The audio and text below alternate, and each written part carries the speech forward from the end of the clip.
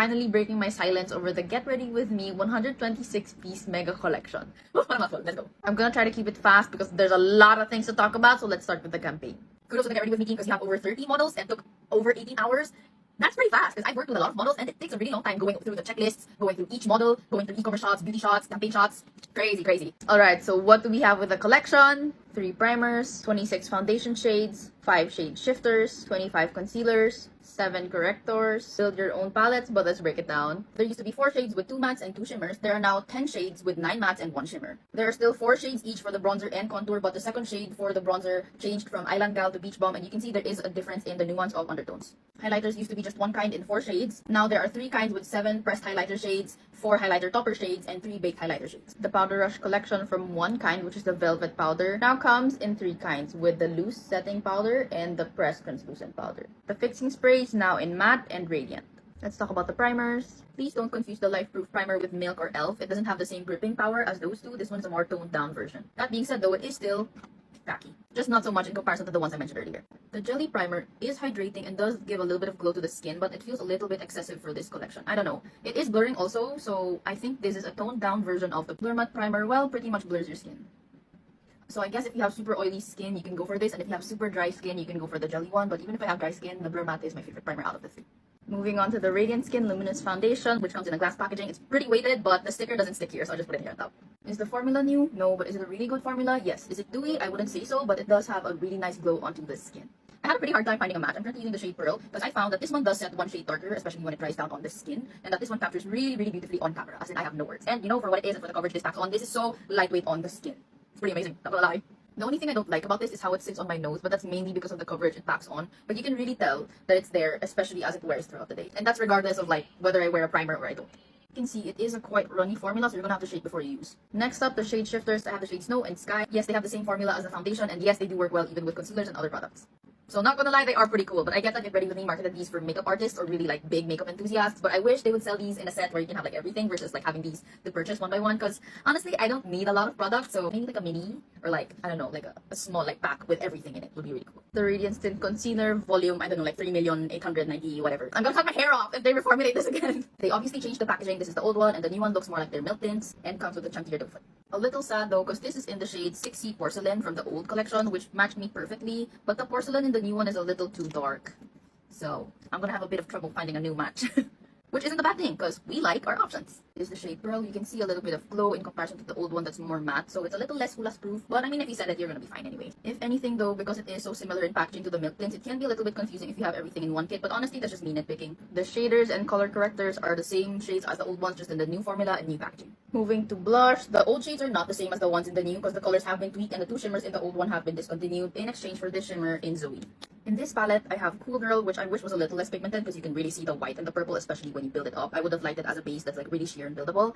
And then I have Cool Girl, which is this cool toned pink. I really like this one. Don't sleep on this. I have Mantra. I also really like this one. It's such a nice like nudie peachy blush, but I think I would have liked it a little bit more nude just because I think nude blushes are like super special in the market and like nobody really talks about them. Lastly, I have Zoe, which is a really nice dupe for NARS Orgasm, but the only thing I don't like about this is that as it wears throughout the day, it's as if the base color, like the peachy pink underneath, kind of disappears and the only thing that's left is the shimmer on top. So hopefully in the near future, we can have a shimmer blush that's more of like a sheen versus like a blush with glitter. I'm going in with Mantra on my cheeks because out of the 4 blushes, I think this one is the easiest to control because of the sheer buildableness that I like about the initial formula. But the other shades are just a little bit pigmented for me. I really need to spend a lot of time blending it out because my personal preferred way of using these powders are on top of cream blushes to set them. For the contour and bronzer, since they are in a pressed formula, they are perfect for soft shading looks, but just in case you want that like snatched look, you're really gonna have to build it up. I've swatched the old formula with the new here, and they only changed the second shade from Island Girl to Peach Bomb, and they also adjusted the nuances. You can see these are definitely warmer and definitely cooler, but I find that the new formula is more sheer than the old formula. Though the reason why my old palette is so messy is because I like mixing everything and just dusting it all over where I need some shading. Moving on to the highlighters in terms of pigmentation from least to most is the baked, the topper, and then the pressed. The pressed highlighter still has a base color, especially down the streak, but it's definitely less pigmented than the old ones, as you can see over here. And the glitters are also way more fine than the previous one. And then you have the highlighter toppers with chunkier glitters but almost transparent base colors. And the glitters are way more dispersed. You can see them properly here. Baked highlighter, this one is a shimmer, not a glitter, and this one looks the most natural. I'm using the pressed highlighter in Gold Digger for my eyes. I'm using the topper in Winter for a little bit more dimension. Editing Jessie coming back to tell you guys that this is what happens when you support a small brand that listens to what its consumers want. So here you have your build your own palette, but I really wish they would come up with duos or singles in the near future just so I don't have these like holes. Powder Rush also extended their line, so they now have fair shades. I have the shade Oat with me. It still has the same soft velvety texture that we love, and this is what oat looks like. And then we have the pressed translucent powder, which is in a really hard pan, but it is a little bit powdery and chalky, especially when you use a brush, and this is what it looks like because it is translucent. And then the loose baking and setting powder.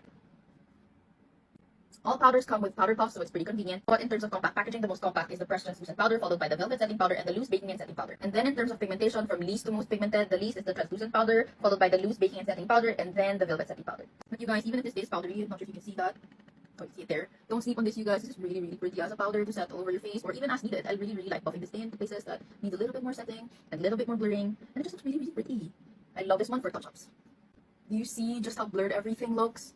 Lastly, the fixing sprays. Lato, I don't know them. I only know this sound.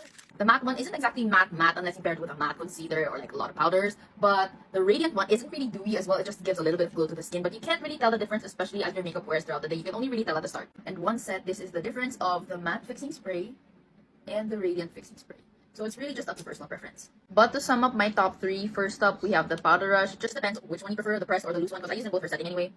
The second one, I know is an extension, but don't sleep on the shade finders, whether it be the foundation or the concealer. And you better not come to me crying buying full-size foundation and being like, oh my gosh, they don't match. It's not rocket science, babes. And in third place are the big highlighters. This is the highlighter I've been looking for in the local beauty scene. For other products in the line, the primers, I actually enjoy using these. These are my runner-ups, next to the top 3. The foundation is really good for what it is. I just really am a skin tint girly, because you can tell that I'm wearing foundation. Like, you can see. Like, I don't know if I need to shade my face or what, but like from here it looks really nice, but like up close, you can tell, babes. You can tell. The concealers are easier to use and easier to blend, so it's a yes for me, but I need to find a shade match.